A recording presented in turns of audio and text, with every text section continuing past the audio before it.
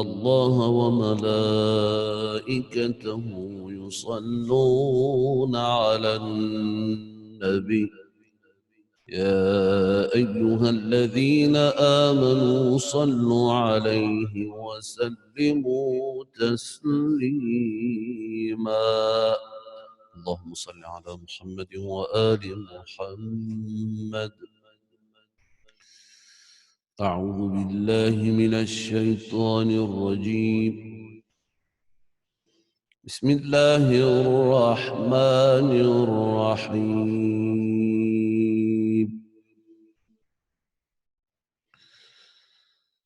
إن للمتقين مفازا حدائق وأعنابا وكواعب أترابا وكأسا دهاقا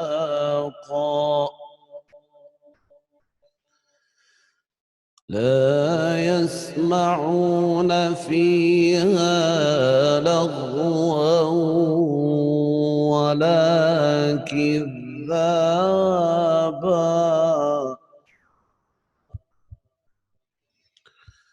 جزاء من ربك عطاء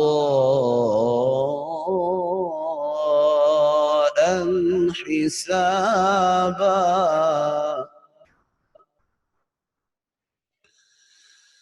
رب السماوات والأرض وما بينهما الرحمن لا يملكون منه خطابا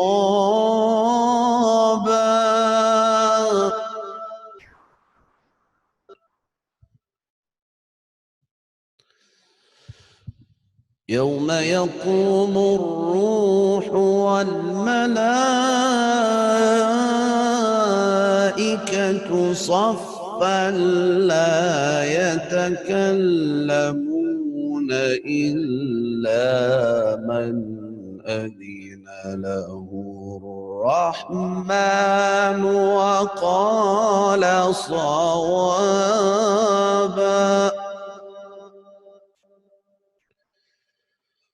ذلك اليوم الحق فمن شاء اتخذ إلى ربه مآبا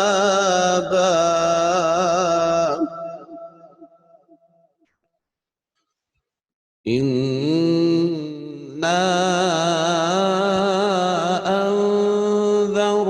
أنذرناكم عذابا قريبا يوم ينظر المرء ما قدمت يداه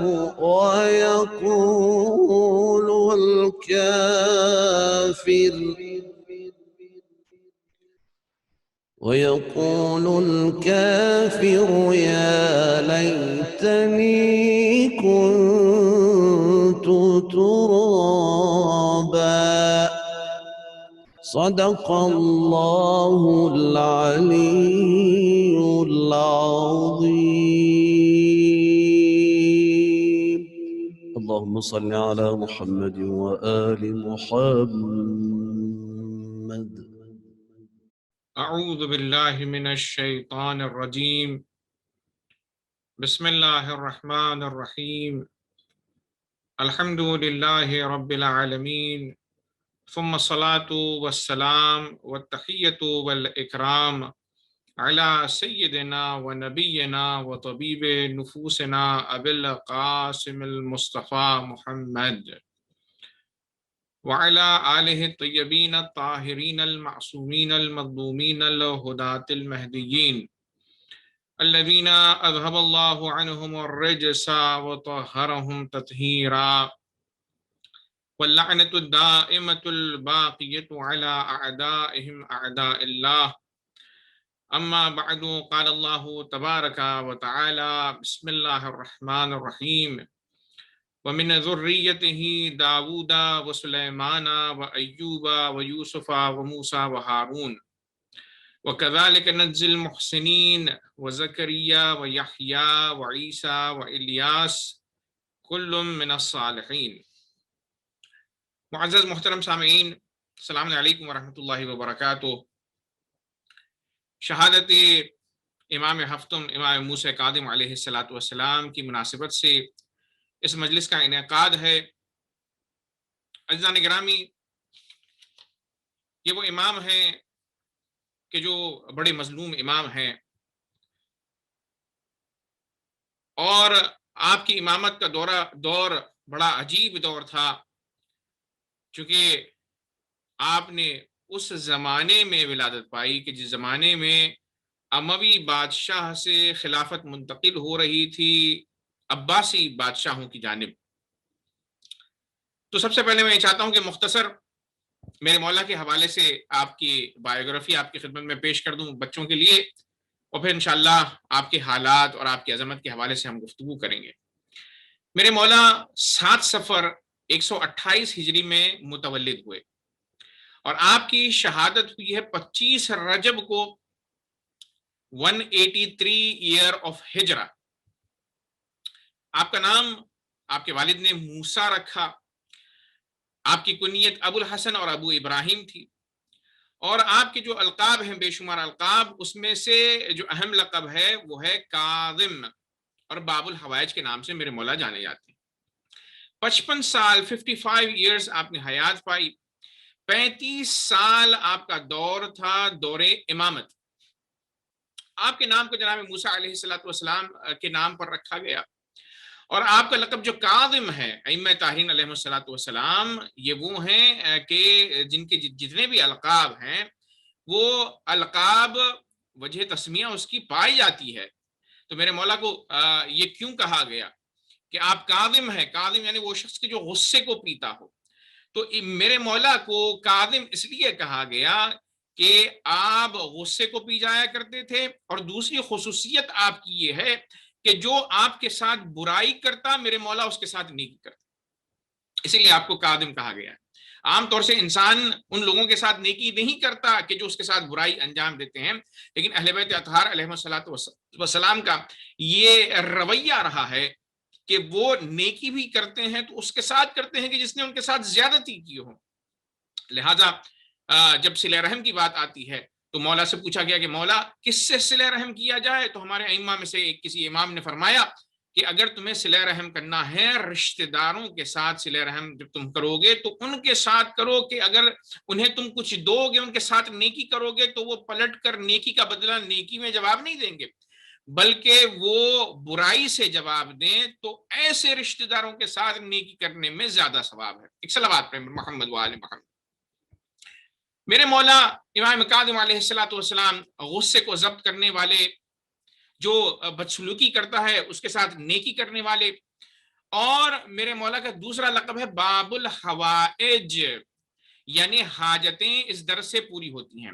عزیزان گرامی، بہت ساری جگہوں پر میرے مولا کی نظر منائی جاتی ہے، لوگ کہتے نظر کرتے ہیں کہ اگر ہماری حاجت آئی ہوئی، حاجت روائی ہوئی تو ہم مثال کے طور پر موسوی سادات کو جو فقراء ہیں انہیں اطعام کریں گے۔ تو یہ بھی عام طور سے پایا جاتا ہے، کیوں؟ اس لیے کہ آپ کا دروازہ متفق طور پر اہل سنت بھی اس بات کو قبول کرتے ہیں کہ روضہ امام موسیٰ کاظم علیہ السلام میں آپ جائیں اور مولا کو وسیلہ اپنا قرار دیں تو اللہ تبارک و تعالی آپ کی حاجت کو قبول کرتا ہے۔ عزیزان گرامی، اجابت دعا میں آپ باب الحوائج ہیں، بہترین وسیلہ ہے۔ آئیے عزیزان گرامی میرے مولا کی حیات طیبہ پر کچھ روشنی ڈالتے ہیں۔ میرے مولا جب متولد ہوئے تو ظاہر سی بات ہے جیسے میں نے بتلایا کہ بنی امیہ کا دور تھا، اور مروان حمار اموی ظاہر سی بات ہے اموی خلیفہ تھا، لیکن اس کے بعد چونکہ عباسیوں نے یہ کوشش کی کہ امام حسین علیہ السلام کی مظلومیت کو مد نظر رکھتے ہوئے اس بہانے سے کہ اہل بیت اطہار مظلوم ہیں وہ حکومت کو اختیار کریں، اور وہ اس معاملے میں کامیاب بھی ہوئے، بہت سارے لوگوں کی انہوں نے مدد حاصل کی، لیکن برسر اقتدار آتے ہی عباسی پہلے یہ کہتے تھے کہ ہم حکومت کو اہل بیت اطہار کے حوالے کر دیں گے، ائمہ طاہرین علیہ السلام کے سپرد کر دیں گے، لیکن انہوں نے یہ مکاری کی، یہ کام انجام نہیں دیا۔ جیسے ہی برسر اقتدار آئے، حکومت انہیں حاصل ہو گئی، تو سب سے پہلے صفاح کو خلیفہ عباسی بنایا، اور پھر اس کے بعد میرے مولا کے دور میں 3 بادشاہ عباسی گزرے ہیں کہ جن کا نام منصور دوانقی ہے، ہادی ہے اور ہارون الرشید ہے۔ عزیزان گرامی، میرے مولا نے بہت صعوبتیں برداشت کی ہیں۔ یہ 35 سال امام کی امامت کے آسان نہیں تھے، بلکہ سخت ترین دور کو میرے مولا نے دیکھا ہے، اور روایات یہ کہتی ہیں کہ میرے مولا 14 سال صرف زندان ہارون الرشید میں رہے۔ لیکن عزیزان گرامی، میرے مولا کی عظمت کو دیکھیے آپ، کہ جب انسان مصیبتوں میں ہوتا ہے تو عام طور سے طریقہ کار یہ ہوتا ہے کہ اللہ کو انسان بھول جاتا ہے۔ یعنی اگر ہم اپنے آپ کو، اپنے نفس کو ٹٹولیں تو ہوتا کیا ہے، جب اگر انسان آسائش میں ہے، اس کو کسی قسم کی مشکل نہیں ہے، ساری چیزیں روبرا ہیں، تو وہ اللہ تبارک و تعالیٰ کو یاد کرتا ہے، مثلا تسبیح پڑھے گا، عبادتیں کرے گا۔ لیکن جیسے ہی مشکل آ گئی تو بہت سارے لوگ اپنا منہ موڑ لیتے ہیں اللہ تبارک و تعالیٰ سے، کہ کیا یہی مصیبت ہم پر پڑنی تھی کہ اللہ تبارک و تعالیٰ نے ہمیں مبتلا کر دیا، تو ہم گلا شکوہ کرنے لگتے ہیں اللہ تبارک و تعالیٰ کا، اللہ سے کرنے کے بجائے دوسروں سے شکایت کرتے ہیں۔ لیکن جناب گرامی، امام موسیٰ کاظم علیہ السلام نے ہمیں سکھایا کہ ہم اپنی زندگی میں اگر کسی جگہ مشکل آ جائے تب بھی اللہ تبارک و تعالیٰ کی عبادت کا دامن نہ چھوڑیں۔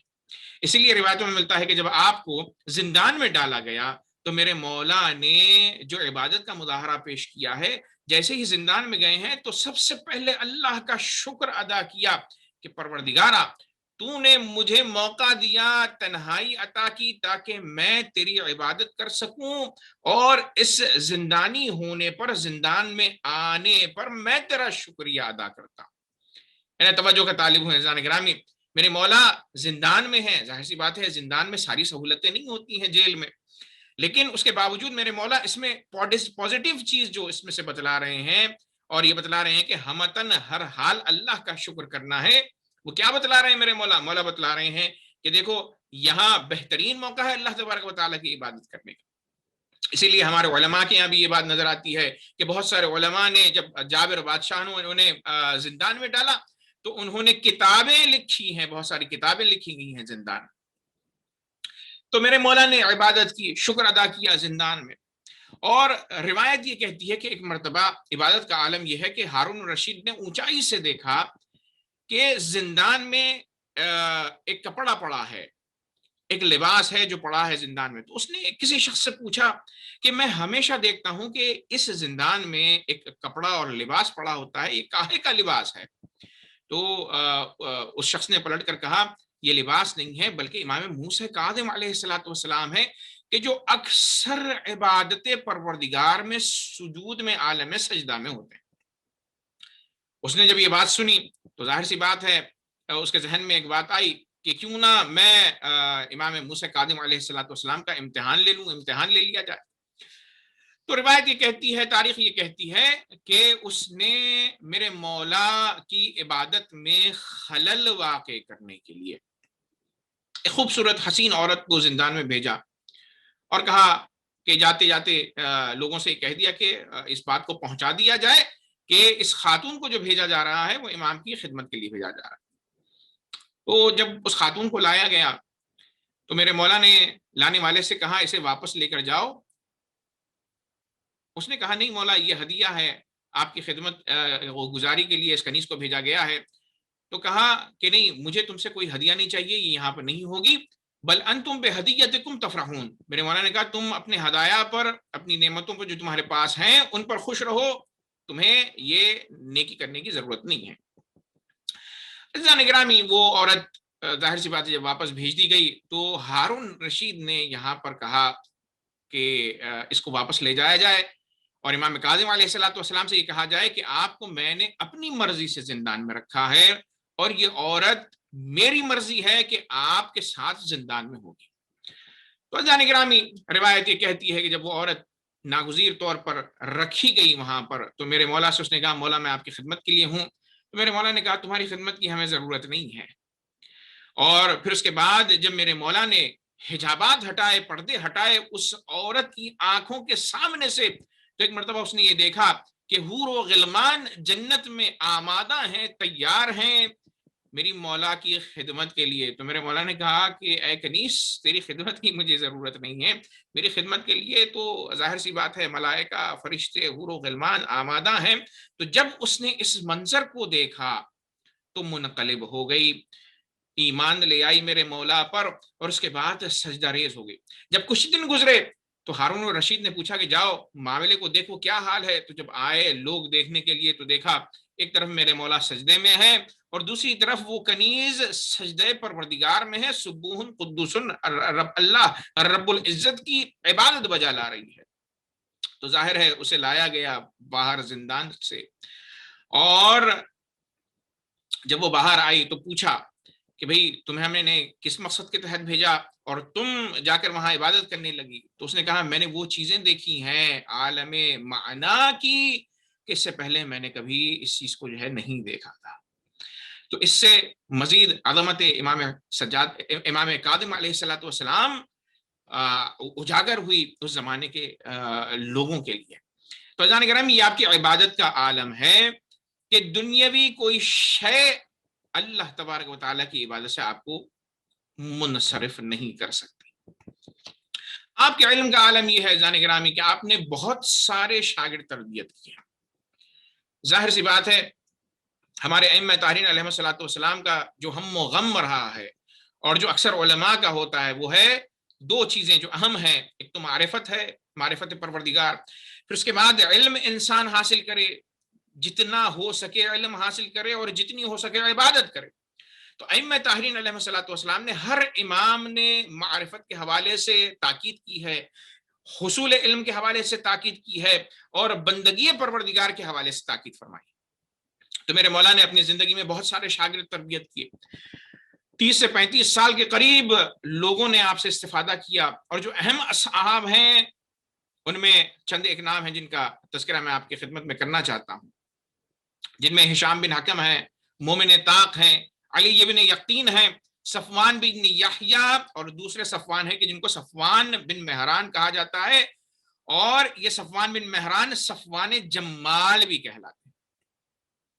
تو عزیزان گرامی امام نے بہت سارے شاگردوں کی تربیت کی. ان میں سے یہ وہ ہیں کہ جو بہت اہم اور سرشناس اصحاب امام کاظم علیہ الصلوۃ والسلام سے. حتیٰ امام ابو حنیفہ نے بھی میرے مولا سے سوال کیا. روایت یہ کہتی ہے کہ ایک مرتبہ آئے مدینے میں اور آنے کے بعد سوال پوچھنا چاہتے تھے امام صادق علیہ الصلوۃ والسلام سے. امام آرام فرما رہے تھے تو امام کاظم علیہ الصلوۃ والسلام باہر تشریف لائے. تو کہا حضور مولا سے ملاقات کرنی ہے. تو ساتویں امام نے فرمایا کہ چھٹے امام ابھی آرام فرما رہے ہیں، آپ کو اگر کچھ پوچھنا ہے تو مجھ سے پوچھ لیجئے، میں آپ کو جواب دے دوں گا. انہوں نے کہا کہ مجھے سوال ہے کہ انسان اپنے فعل کا فاعل مختار ہے یا مجبور ہے اپنے کاموں کے انجام دینے میں؟ جو کرتا ہے وہ اللہ تبارک و تعالیٰ کرتا ہے. ظاہر ہے وہ یہ سوچتے تھے کہ جبر ہے، انسان اپنے اعمال پر اختیار نہیں رکھتا، جو کرتا ہے اللہ کرتا ہے. تو میرے مولا نے کہا کہ 3 صورتیں ہو سکتی ہیں. دیکھو تمہارے سوال میں 3 صورتیں پائی جاتی ہیں. پہلی صورت یہ ہے کہ یہ کہا جائے کہ جو کچھ کرتا ہے وہ اللہ کرتا ہے، ہم نہیں کرتے. تو اب ظاہر سی بات ہے اگر اللہ کرتا ہے تو چلیں، اگر انسان کوئی برائی کر رہا ہے اور وہ برائی کرنے میں مجبور ہے، اللہ اس سے کروا رہا ہے، تو جان گرامی مولا نے فرمایا کہ اس صورت میں اللہ کو یہ حق حاصل نہیں ہے کہ وہ انسان کو سزا دے، چونکہ انسان کو اختیاری نہیں ہے اپنے اچھے یا برے عمل میں. تو امام نے کہا یہ صورت تو ممکن ہی نہیں ہے. دوسری صورت یہ ہے کہ یہ کہا جائے کہ اللہ اور انسان دونوں مل کر اچھائی کو اور برائی کو دونوں انجام دیتے ہیں. تو کہا یہ بھی صورت ممکن نہیں ہو سکتی میرے مولا نے. کیوں؟ اس لیے کہ اگر اللہ اور انسان دونوں مل کے انجام دے رہے ہیں تو پھر یہ عدالت کے خلاف ہے پروردگار کے کہ برائی کی سزا انسان کو دے.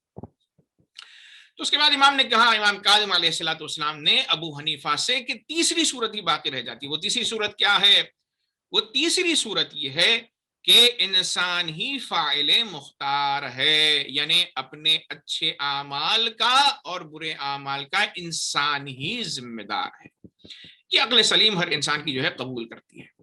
یہ جواب کو لے کر میرے مولا امام موسیٰ کاظم علیہ الصلوۃ والسلام سے وہ کافی متعجب ہوئے اور انہیں خوشی ہوئی، اور اس وقت میرے مولا کی عمر 5 سال بتلائی جاتی ہے امام موسیٰ کاظم علیہ الصلوۃ والسلام کی۔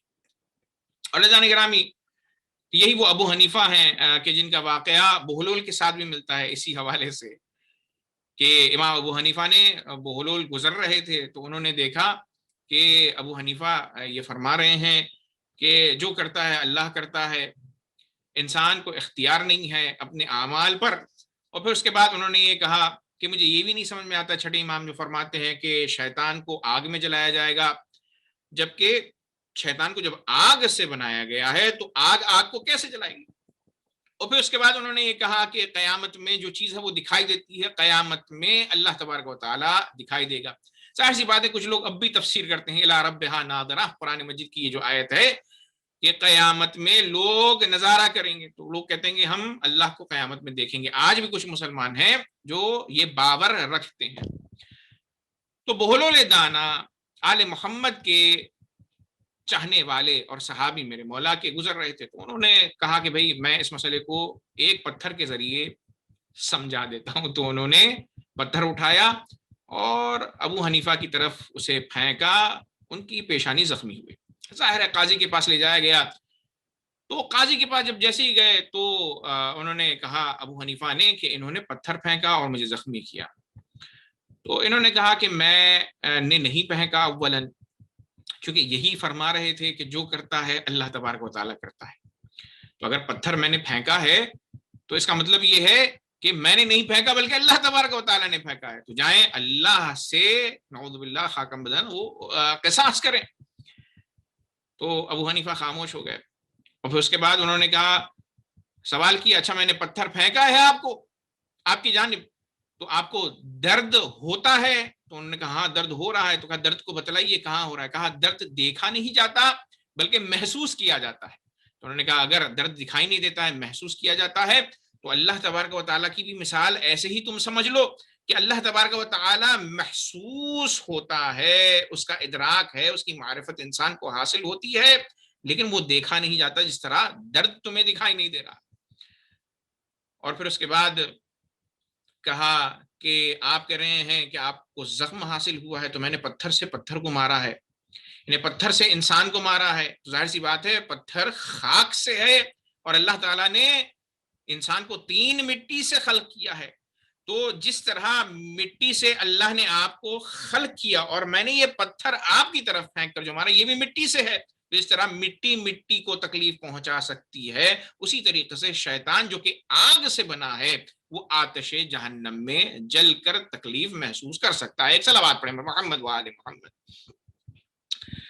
تو عزیزان گرامی، امام کاظم علیہ الصلوۃ والسلام نے 5ویں 6ٹھے اور 7ویں امام نے، ان لوگوں نے بہت محنتیں کی ہیں علم دین کو ہم تک پہنچانے کے لیے۔ بڑے اصحاب آپ نے تربیت کی ہے، اور اصحاب بھی ایسے کہ جو مطیع اور اطاعت گزار۔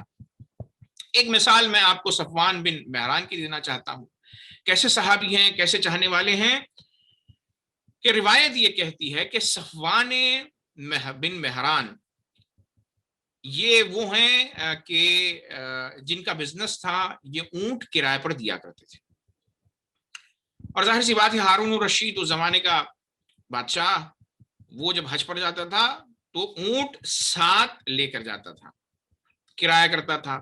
صفوان جمال ان کو کہا گیا ہے، اونٹوں والے، اونٹ کا بزنس کرنے والے۔ تو ایک مرتبہ امام موسیٰ کاظم علیہ الصلوۃ والسلام سے آپ کی ملاقات ہوئی صفوان کی، تو صفوان سے میرے مولا نے پوچھا کہ صفوان تم یہ کام کیوں انجام دیتے ہو؟ تمہاری ساری چیزیں اچھی ہیں، یعنی تم مومن ہو، تم اہل بیت اطہار کے ماننے والے ہو، لیکن تمہارا ایک عمل مجھے نہیں پسند آتا۔ تو کہا مولا کون سا عمل؟ تو کہا تم اپنے اونٹ ہارون الرشید کو کیوں دیتے ہو؟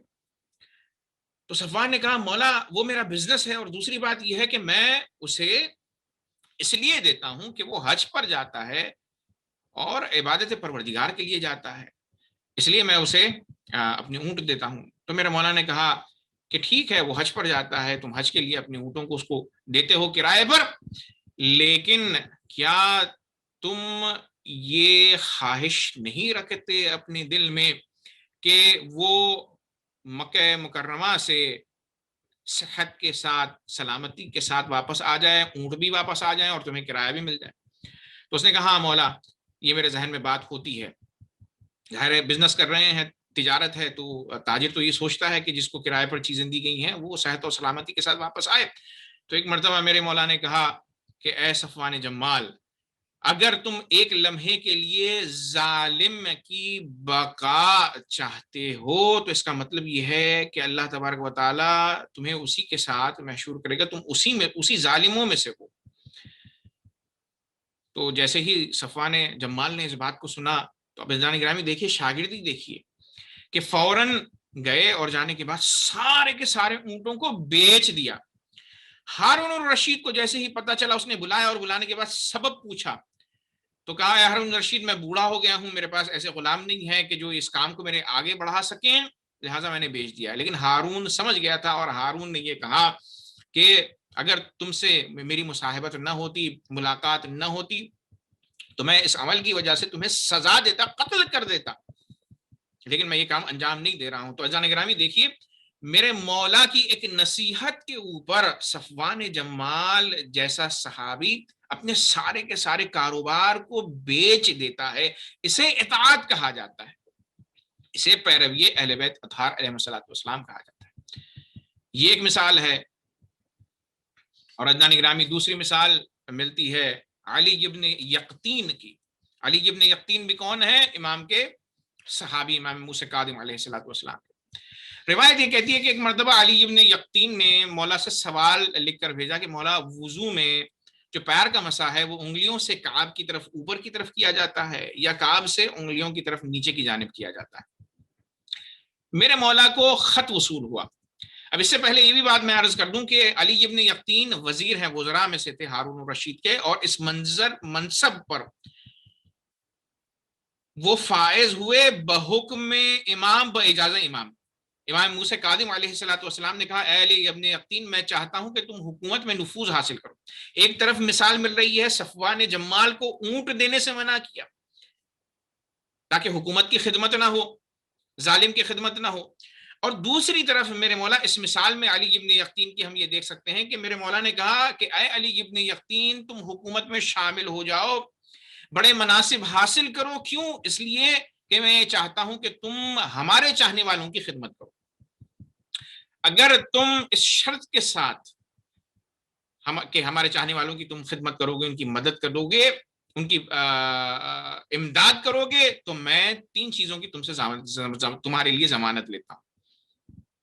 میرے مولا نے فرمایا کبھی تم زندان میں نہیں جاؤ گے، کبھی تم فقیر نہیں ہوگے، اور کبھی تمہیں تلوار سے شہید نہیں کیا جائے گا، یعنی تمہاری موت تلوار کے ذریعے نہیں ہوگی۔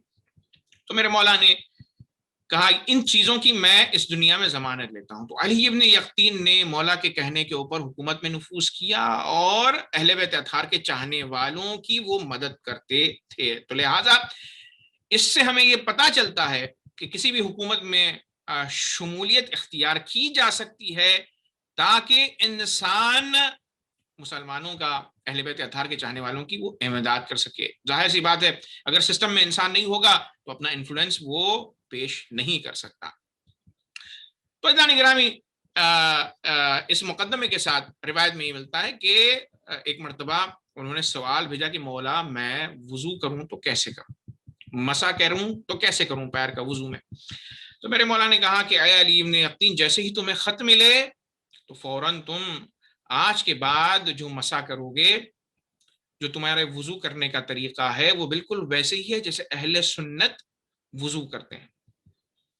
کہا 3 مرتبہ منہ میں پانی ڈالنا ہوگا، 3 مرتبہ ناک میں پانی ڈالنا ہوگا، 3 مرتبہ چہرے کو دھونا ہوگا، ہاتھ کو جو ہے اسی طرح دھوئیں کہ جس طرح اہل سنت دھوتے ہیں۔ اور پھر اس کے بعد کہا کہ جب چہرہ دھو رہے ہو تو اپنے کانوں کو بھی اچھی طریقے سے دھونا، اپنے پیروں کو بھی اچھی طریقے سے دھو۔ تو ایک مرتبہ جب یہ خط پہنچا تو ظاہر سی بات ہے علی ابن یقین شیعہ تھے، محب اہل بیت تھے، شیعہ طریقے سے وہ وضو کرتے تھے. ایک مرتبہ وہ متحیر ہو گئے کہ مولا کیا فرما رہے ہیں. تو مولا نے تقیہ کا حکم دیا تھا. تو جیسے ہی خط پہنچا، ظاہر سی بات ہے پہنچانے والا بھی معتبر شخص ہے، تو یہ جملہ کا اس کو کہتے ہیں اطاعت. عزیزان گرامی، کہا مولائی عالم بما قال، میرے مولا جانتے ہیں وہ جو فرما رہے ہیں، میرے مولا نے اگر کہا ہے تو مجھے کرنا چاہیے. تو روایت یہ کہتی ہے، تاریخ یہ کہتی ہے کہ کسی شخص نے دربار میں چغلی کر دی تھی اور یہ کہا تھا کہ اے ہارون الرشید، تمہارا وزیر علی ابن یقین شیعہ ہے، اسے اس منصب سے برخاست کیا جائے. تو امام نے بعلم امامت اس بات کو سمجھ لیا اور سمجھنے کے بعد خط لکھا اور کہا کہ اہل سنت کی طرح تم وضو کرو. اور ایک مرتبہ کیا ہوا، ہارون رشید کے پاس جب بات یہ پہنچی، لوگوں نے پہنچایا کہ یہ شیعہ ہیں، اہل سنت سے ان کا تعلق نہیں ہے، انہیں بنکنار کیا جائے. تو ظاہر ہے وہ دشمن اہل بیت تھا. تو ایک مرتبہ اس نے چھپ کر علی ابن یقین کا وضو دیکھا. تو چونکہ امام کا حکم آ چکا تھا تو لہٰذا دیکھا علی ابن یقین اسی طرح وضو کر رہے ہیں جس طرح ہارون الرشید وضو کرتا ہے.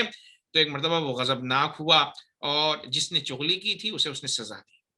کچھ عرصے کے بعد پھر میرے مولا نے خط کا جواب، دوسرا خط بھیجا جواباً اور کہا توضأ کما امرک اللہ، جس طرح اللہ نے تمہیں وضو کرنے کا حکم دیا ہے، اب بلا ٹل گئی ہے، اب تقیہ کا موقع نہیں ہے، تم اسی طرح سے وضو کرو. اور جو تم نے سوال پوچھا ہے اس کا جواب یہ ہے کہ انگلیوں سے کعب کی طرف پیر کا مسح کیا جاتا ہے. ایک صلوات پڑھیں محمد وآل محمد، اللہم صلی علی محمد وآل محمد. عزیزان گرامی، یہ شاگردوں کی تربیت تھی.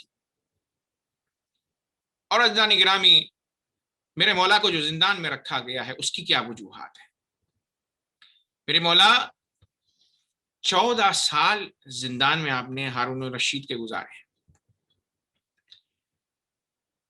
روایت یہ کہتی ہے کہ ایک مرتبہ ہارون مدینہ منورہ آیا، اس وقت میرے مولا بھی وہاں تشریف فرما تھے. ظاہر ہے خلافت اس کے ہاتھ میں ہے. تو اس نے ایک بات کہی، جیسے ہی روض رسول پر آیا تو اس نے کہا السلام علیکہ یا ابن عم. اور کہتے ہیں علماء کہ اسی واقعے کے بعد اس نے آپ کو بغداد بلایا اور زندان میں رکھا. تو اس نے ظاہراً رسول اللہ سے اپنی رشتہ داری جتلانی چاہیے. کہا ظاہر سی بات ہے عباسی جناب عباس رسول اللہ کے چچا کی آل سے ہیں.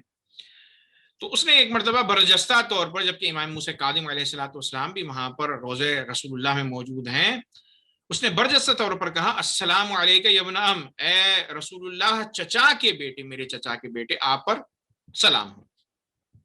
تو جیسے ہی اس نے یہ جملہ کہا میرے مولا سمجھ گئے کہ اپنی رشتہ داری بتلانا چاہتا ہے، رسول اللہ سے اپنی قربت کو بتلانا چاہتا ہے. تو فوراً میرے مولا نے فرمایا السلام علیکہ یا جدہ، اے میرے جد آپ پر سلام. تب ظاہر ہے جد ہونے کا رشتہ زیادہ قریب ہے چچا زاد ہونے سے. تو ایک مرتبہ وہ آگ بگولا ہوا اور اس نے کہا کہ آپ کے جد رسول اللہ کیسے ہو گئے؟ آپ کے جد تو علی ابن ابی طالب علیہ السلام ہیں، آپ آل علی ہیں، آل رسول اللہ نہیں ہیں. اور ظاہر ہے نسل باپ سے چلتی ہے، ماں سے نہیں چلتی ہے. تو میرے ایک مولا نے کہا کہ اے ہارون الرشید، کیا تم چاہتے ہو میں اس کا جواب دوں؟ تو کہا ہاں جواب دیجیے گا. لیکن اس نے یہ کہا کہ آپ لوگ چونکہ اس بات کا ادعا رکھتے ہیں کہ علم قرآن آپ کے پاس موجود ہے تو مجھے جواب قرآن مجید سے چاہیے. تو میرے مولا نے کہا ٹھیک ہے، بات اور ثابت ہو جائے گی، واضح ہو جائے گی. میرے مولا نے قرآن مجید کی آیت پڑھی یہ بات سمجھانے کے لیے کہ کس طرح وہ آل رسول سے ہیں اور کیوں امام کا السلام علیکہ یا جدہ کہنا درست ہے. تو کہا کہ قرآن مجید میں اللہ تعالیٰ نے فرمایا وَوَهَبْنَا لَهُ اسحاق و یعقوب، اللہ نے، ہم نے ابراہیم کو یعقوب، اسحاق اور یعقوب جیسے ان کی نسل میں اولادیں عطا کی. وَكُلًّا هَدَيْنَا، اور ہم نے سب کی ہدایت کی. وَنُوحًا هَدَيْنَا مِن قبل، اور جناب نوح کی اس سے پہلے ہم نے ہدایت کی. پھر میرے مولا نے اسی آیت کو آگے پڑھا وَمِن ذُرِّيَّتِهِ داؤد وسلیمان وایوب ویوسف وموسیٰ وہارون وکذالک نجزی المحسنین وزکریا ویحییٰ وعیسیٰ والیاس कुल्लु मिनस सालिहीन। फिर मेरे मौला ने कहा कि इस आयत में अल्लाह तबारक व तआला ने फरमाया कि ज़ुर्रियत इब्राहिम से कौन है, इसहाक और याकूब हैं। फिर उसके बाद बात को पलटाकर आगे बढ़ाकर अल्लाह कहता है वमिन ज़ुर्रियतिही, और ज़ुर्रियत इब्राहिम में कौन कौन पैगंबर हैं, दाऊद हैं, सुलेमान हैं, अय्यूब हैं, यूसुफ हैं, मूसा हैं, हारून हैं। और फिर उसके बाद फरमाया वकज़ालिका नज़्ज़िल मुहसिनीन, ज़करिया व यहया, और जनाब ज़करिया और यहया और ईसा और इलियास, ये वो पैगंबर हैं कि जो नस्ल जनाब इब्राहिम अलैहिस्सलाम ने। तो हारून को ये आयत पढ़कर मेरे मौला ने कहा कि तुम मानते हो, इस बात को मानते हो कि सारे के सारे पैगंबरान जिनके नाम कुरान मजीद की आयत के जरिए मैंने तुम्हारे सामने रखे हैं वो सब के सब आले इब्राहिम है? उसे कहा हाँ मैं मानता हूँ। तो कहा ये बतलाओ कि जनाब ईसा अलैहिस्सलाम किस तरह जनाब इब्राहिम की आल में आ गए, और उनके बाबा कौन थे? तो कहा उनके बाबा तो नहीं थे जनाब ईसा, जाहिर सी बात है रूहुल्लाह है, कलिमतुल्लाह है, तो वो मोजेज़े से पैदा हुए, तो जाहिर है माँ के जरिए वो आले इब्राहिम में दाखिल हुए, औलाद इब्राहिम में, आले इब्राहिम में उनका शुमार होता है। तो कहा जिस तरह जनाब ईसा का इस आयत की रोशनी में सिलसिला नसब आले इब्राहिम तक पहुंचता है, जनाब ईसा का सिलसिला नसब, उसी तरीके से हम फातिमतुज़ ज़हरा सलामुल्लाह अलैहा के जरिए आले मोहम्मद सल्लल्लाहु अलैहि वसल्लम में दाखिल होते हैं। सलावत पढ़ें मोहम्मद व आले मोहम्मद। हारून रशीद ने जब इस जुमले को सुना तो उसने सुकूत इख्तियार किया, और फिर उसके बाद मेरे मौला ने कहा कि हो सकता है तेरे जहन में ये बात आ जाए। कहा मजीद आयत सुनाऊं कुरान मजीद की? तो कहा हाँ बतलाइए, और आयत अगर आपके जहन में कोई है। तो मेरे मौला ने फरमाया कि आय मुबाहला, हो सकता है कोई शख्स, मेरे मौला ने इस आय मुबाहला को किस लिए पेश किया, क्योंकि मुमकिन है लोग ये कहें कि जनाब ईसा के मामले में जनाब ईसा के वालिद तो नहीं थे, लेकिन इमाम हसन और इमाम हुसैन अलैहिस्सलाम के वालिद गिरामी मौला अली वहां पर मौजूद है, तो ये मुकायसा सही नहीं है, ये कंपैरिजन सही नहीं है। मेरे मौला ने कहा कि दूसरी मैं आयत पढ़ता हूं कि जिससे ये साबित होता है कि हम किस तरह आले मुस्तफ़ा सल्लल्लाहु अलैहि वसल्लम में हैं। तो इमाम ने आयत मुबाहला पढ़ी और फरमाया वक़ुल तआलू नदउ अबनाअना व अबनाअकुम व निसाअना व निसाअकुम अनफुसना व अनफुसकुम सुम्मा नब्तहिल फनजअल लअनतल्लाहि अलल काज़िमीन। तो कहा ए हारून रशीद, जब रसूलुल्लाह मुबाहले में नसारा नजरान के सामने गए तो किन किन को लोगों को लेकर गए? अनफुस की जगह अली इब्न अबी तालिब को लेकर गए, निसा अना की जगह, औरतों की जगह वो फातिमतुज़ ज़हरा सलामुल्लाह अलैहा को लेकर गए, और अबना अना यानी इब्न की जमा, इब्न कहते हैं बेटे को और अबना कहते हैं बच्चे, बेटे। तो रसूलुल्लाह बेटों की जगह, इब्न की जगह किसको लेकर गए? तो कहा हसनैन अलैहिस्सलाम को लेकर गए। तो एक मर्तबा हारून रशीद ने जब ये सुना कि ये दलील बहुत कवी है और इस आयत मुबाहला के नतीजे में ये बात साबित होती है कि आप आले रसूल सल्लल्लाहु अलैहि वसल्लम हैं, तो एक मर्तबा उसने, जब बात जाहिर सी बात है इमाम गुफ्तगू करे तो इमाम के अदिल्ला के सामने कौन टिक सकता है, तो एक मर्तबा उसने कहा ठीक है आप भी रिश्तेदार हैं, हम भी रिश्तेदार हैं, हम अकरबाए रसूल हैं, आप भी अकरबाए रसूल हैं, कराबतदार रिश्तेदार। तो कहा हम भी रिश्तेदार हैं, हम चचा के बेटे हैं, आप जाहिर सी बात है आल हैं, तो कोई फर्क नहीं होता है, हम भी रिश्तेदार हैं, आप भी रिश्तेदार हैं। तो मेरे मौला ने कहा कि नहीं, हमारी रिश्तेदारी, हमारी कुर्बत रसूलुल्लाह से तुमसे ज्यादा है। तो एक मर्तबा उसने कहा ठीक है कैसे है बताइए, साबित कीजिए। तो मेरे मौला ने फरमाया कि अगर अभी रसूलुल्लाह सल्लल्लाहु अलैहि वसल्लम अपने रोजे में जिंदा हो जाएं और तुमसे ये सवाल करें कि ए हारून रशीद, मैं तुम्हारी बेटी से, दुख्तर से अक़्द करना चाहता हूं, तो तुम्हारा क्या जवाब होगा? तो हारून ने कहा कि यह हमारे लिए शरफ है कि रसूलुल्लाह मेरी बेटी से, मेरी दुख्तर से अक़्द करें। तो जैसे ही हारून रशीद ने यह जुमला कहा, मेरे मौला ने पलट कर कहा कि ए हारून रशीद, ये सवाल रसूलुल्लाह मुझसे नहीं कर सकते, क्योंकि मेरी बेटी रसूलुल्लाह की बेटी है और तुम्हारी बेटी रसूलुल्लाह की बेटी नहीं। तुम्हारे यहाँ अक़्द हो सकता है, हमारे यहाँ, हमारी आल से रसूलुल्लाह का अक़्द नहीं हो सकता। इससे पता चलता है कि अक़रबा में भी हम तुम से ज्यादा रसूलुल्लाह से करीब हैं। सलावत पढ़ें मोहम्मद व आले मोहम्मद। عزیزان گرامی، اس واقعے کے بعد جب وہ بغداد آیا تو میرے مولا کو بلایا گیا اور آپ کو زندان میں رکھا۔ 14 سال میرے مولا نے صحبتوں کو زندان کے برداشت کیا، لیکن اللہ کا شکوہ کسی کے سامنے نہیں، بلکہ عبادت پروردگار میں زندگی کو گزار دیا۔ اور عزیزان گرامی، روایت یہ کہتی ہے کہ آپ کے معجزات تھے، آپ کے کرامات تھے، آپ کے فضائل تھے، کہ جس کی وجہ سے آخر میں اس لعین نے یہ سوچا کہ امام کو زہر دے دیا جائے۔ زندان میں ہونے کے باوجود بھی اس نے بہت سارے مقامات پر یہ کوشش کی کہ امام کا استہزاء کیا جائے۔ ایک وہ واقعہ کہ جس میں ولایت تکوینی امام موسیٰ کاظم علیہ السلام واضح ہوتی ہے، اس کی طرف بھی میں اشارہ کرنا چاہوں گا کہ میرے مولا کا اختیار دیکھیے کہ روایت یہ کہتی ہے کہ مرتبہ ساحر کو بلایا گیا اور اس سے کہا گیا کہ جب ہم کھانے پر بیٹھیں تو جب بھی امام موسیٰ کاظم علیہ السلام کسی بھی چیز کو اٹھانا چاہیں، امام سے اس چیز کو جادو کے ذریعے دور کر دو۔ ساحر آیا، جیسے ہی دسترخوان پر بیٹھے تو امام روٹی اٹھانا چاہتے ہیں، وہ سحر کرتا ہے، جادو کرتا ہے، روٹی دور کر دیتا ہے۔ دوسرا کھانا اٹھانا چاہتے ہیں، اس نے دوسرے کھانے کو بھی دور کر دیا۔ امام نے 1 2 3 مرتبہ تحمل کیا، اور پھر اس کے بعد جب امام کو جلال آیا تو میرے مولا نے اب اپنے اختیار کو بتلایا اور اپنی ولایت تکوینیہ کا اظہار کیا کہ ایک مرتبہ وہاں پر ایک تصویر میں شیر موجود تھا، شیر کی تصویر لگی ہوئی تھی، تو ایک مرتبہ میرے مولا نے حکم دیا، کہا کہ اے شیر آ اور اسے نگل جا۔ تو روایت یہ کہتی ہے کہ اس تصویر سے شیر برآمد ہوا، اور اس نے برآمد ہونے کے بعد اسے نگل لیا اور واپس چلا گیا، اور تصویر بن کے رہ گئی۔ اس واقعے کے بعد لوگ یہ کہتے ہیں کہ ہارون الرشید کو غشی طاری ہوئی، دوسرے لوگ بھی ظاہر سی بات ہے ہیبت میں غش ہوئے، اور پھر اس کے بعد جب غش سے افاقہ ہوا تو ہارون الرشید نے مولا سے کہا، مولا میری خواہش یہ ہے کہ آپ اسے واپس زندہ کر دیں۔ تو میرے مولا نے کہا کہ اگر عصائے موسیٰ جو اژدہے میں تبدیل ہو جاتا تھا، اگر وہ اگل دیتا ان سانپوں کو جنہیں اس نے نگلا تھا، تو اس شیر کو بھی میں کہتا کہ وہ اس ساحر کو واپس لوٹا دے۔ عزیزان گرامی، یہ عظمت ولایت تکوینی امام موسیٰ کاظم علیہ السلام ہے کہ اس نے اختیارات کے باوجود اللہ کی مرضی کے سامنے سر تسلیم خم کیا ہوا ہے۔